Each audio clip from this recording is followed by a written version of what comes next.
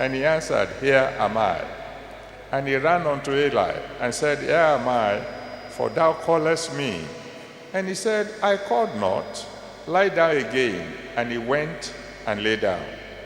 And the Lord called yet again, Samuel. And Samuel arose and went to Eli and said, Here am I, for thou didst call me. And he answered, I called not, my son.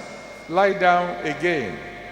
Now Samuel did not yet know the Lord, neither was the word of the Lord yet revealed unto him. And the Lord called Samuel again the third time.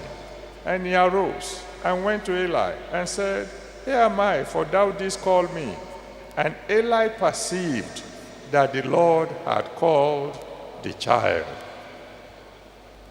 Therefore Eli said unto Samuel, Go, lie down, and it shall be, if he call thee, that thou shalt say, Speak, Lord, for thy servant heareth.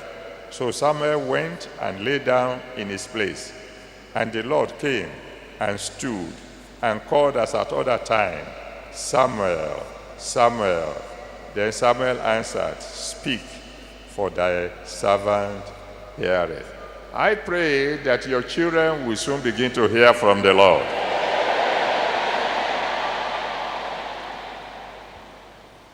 The world is ruled by two principal forces: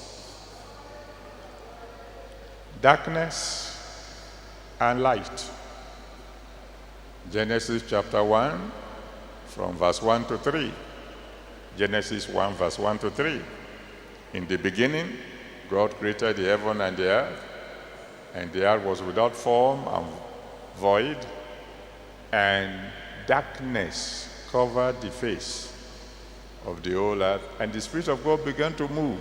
And then God said, Let there be light, and there was light. Darkness, and then light.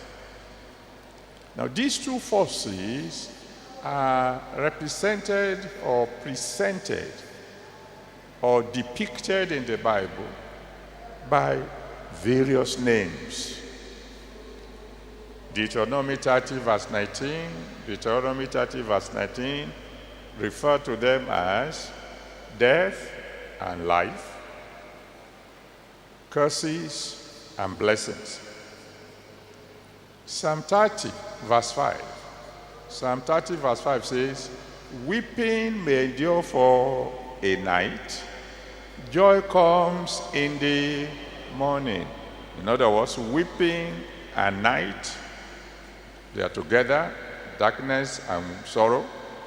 And then joy and morning, joining and light, they also go together. In book of Daniel chapter 10 verse 1 to 14, Daniel chapter 10 verse 1 to 14, you will see again the two depicted as demons and angels. So there are these two forces controlling everything going on in the world.